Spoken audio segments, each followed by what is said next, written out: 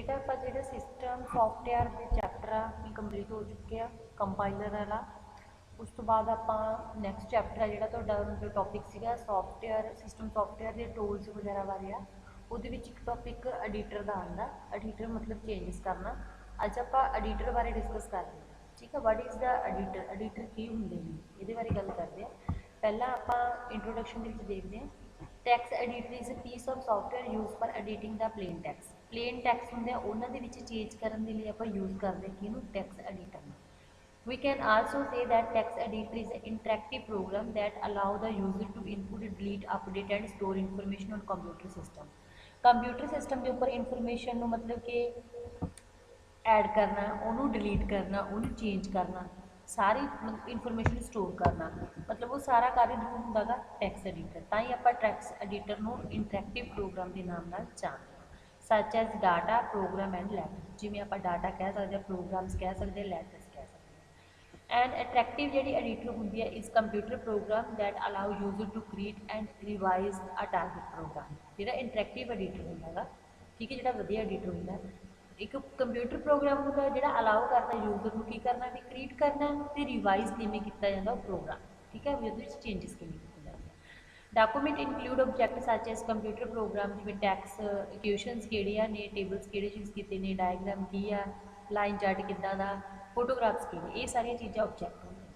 Text editor is different from a word processor in the sense that it does not manage the document formatting or other features commonly used in desktop publishing।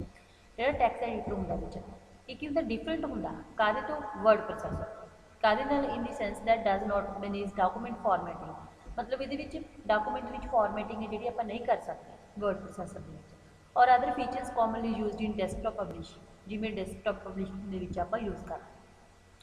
Tax editor are often provided with operating system और software development practice. जो text editor है ये operating system से software development practice के नाल ही provide करवाया जाता है। तो can be use to change configuration files and programming language source code, मतलब कि वो फाइल की कॉन्फ़िगरेशन चेंज करनी, जो भी सैटिंग्स ने प्रोग्राम लैंग्वेज के सोर्स कोड में चेंज करना। तो some text editors are small and simple, छोटे होंगे ने, while other offer a broad and complex range of functionality. कुछ बड़े होंगे ने जिहदे फंक्शन भी ज़्यादा परफॉर्म करते हैं, जिवें एग्जाम्पल यूनिक्स हो गया, Unix like operating system have the vi editor but many also include the Emacs editor वगैरह, माइक्रोसॉफ्ट, ये सारे एडिटर्स के नेम जिहदे नाल आपां यूज़ करते हैं। सिंपल नोटपैड हो गया, many people use a more complete program use करते हैं। ठीक है, under the Apple many stores classical Macs operating system हो गया, native simple text which are replaced supplemented by the word text की जगह तीनों change. Some editor such as text editor, word star have the dual operating system mode वगैरह use किए जाते हैं। Okay, आगे डिज़ाइन किमें करते हैं text editor. Tax editor usually consist of a main window along with some edit control. कहते कि मेन विंडो होती है जिहदे विच कुछ एडिट मतलब चेंज करने वाले कंट्रोल्स होंगे हैं। The other part of it is the text file being edited. तो दूसरा पार्ट की है, मतलब कि ये जो भी फाइल लिखी जाती है वो चेंजेस करना। एक्चुअल जी file resides in the disk, disk के कोई भी फाइल पई है in some format that may be totally different from the way it shown in the edit. Edit के टोटली मतलब अलग तरह की दिखती है। The various component of text editor, जिवें बेटा अपने को जिवें मेन विंडो आ, टैक्स व्यू, जिवें टैक्स डॉकूमेंट ते टैक्स फाइल टैक्स डॉकूमेंट के भी चेंजिस की जाती हैं, वह व्यू शो किया जाता है। मेन विंडो से आपको दिखा देंगे मेन विंडो का की काम। The top level main window generally कहते contain the title of the file, file का टाइटल बीइंग एडिटेड जो आप चेंज करना, मीनू एंड स्टेटस बार से शो करते हैं। मेन जो उपर जिवें आह वाली चीज़ दी हुई है बेटा, मतलब ये उपर आप टैक्स जिवें आप चेंज करके लिख देना कि कुछ फाइल का नाम चेंज करना तो चेंज हो जाएगी। It does not know how to edit the text file, ये नहीं पता होंगे भी फाइल्स किमें एडिट होंदियां ने, चेंजिस होंदियां ने। ठीक है, it only purpose is to provide a interface to user, सिर्फ एक यूजर के नाल मतलब इंटरफेस क्रिएट करता, मतलब आप ये जुड़ते हैं। अगे अगर text view, text view is the most important component of the text editor. It is generally designed as separate window that child of the main, मतलब कि अलग विंडो के मतलब डिजाइन किया जाता है जिन्होंने आप चाइल्ड बोलते हैं कादी मेन विंडो की। The text view is the visual component of the text editor. तो इनू आप टैक्स व्यू आप विजुअल कंपोनेंट बोलते हैं टैक्स एडिटर का। It is primary purpose to display and edit the text, मतलब इसका पर्पज की है भी इनू शो करना कि टैक्स में चेंज करना। तो however it need to be do number of other things such as displaying the scroll bar, दिखाने आ process mouse किमें working करता है, कीबोर्ड किमें काम करता है, for the drag and drop ਦਾ मतलब कि mouse ਦੇ ਨਾਲ ਆਪਾਂ drag ਐਂ इदा कोई चीज़ ਚੱਕ के लेके आनी इदा, ठीक है, ये चीज़ करती है।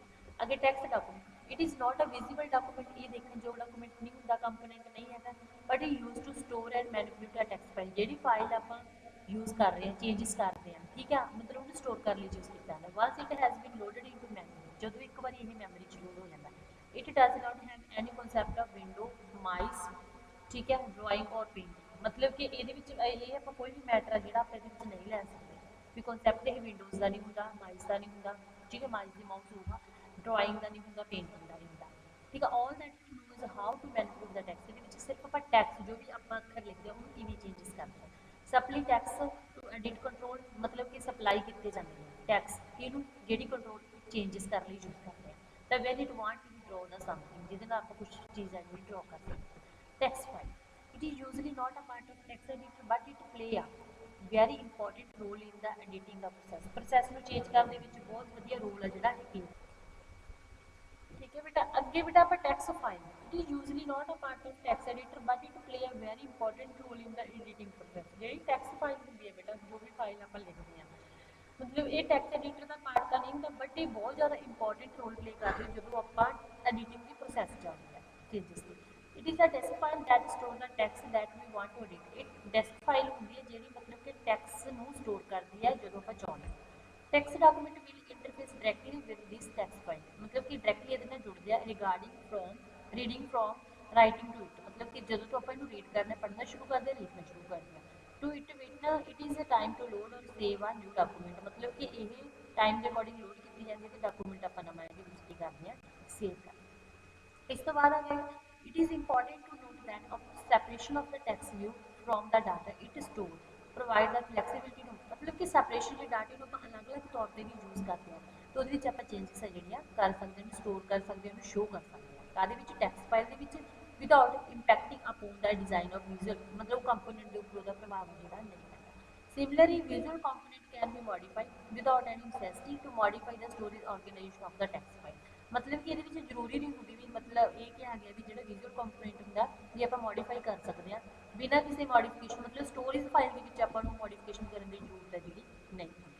The interface between the component may also be, for example, text view is a line-oriented graphical entity, line-oriented, ठीक है। Most of the work performed by the edit window will be updating the display, मतलब कि जी बहुत ज़्यादा most मतलब कि work performant होंगी है एडिट विंडो, ठीक है, भी वो अपडेट भी कर सकते जो आप डिस्प्ले भी करवा सकते हैं। This will involve the retrieving data from text document on the line by line ही डाटे को रिट्रीव किया जाना, मतलब रीड किया जाता।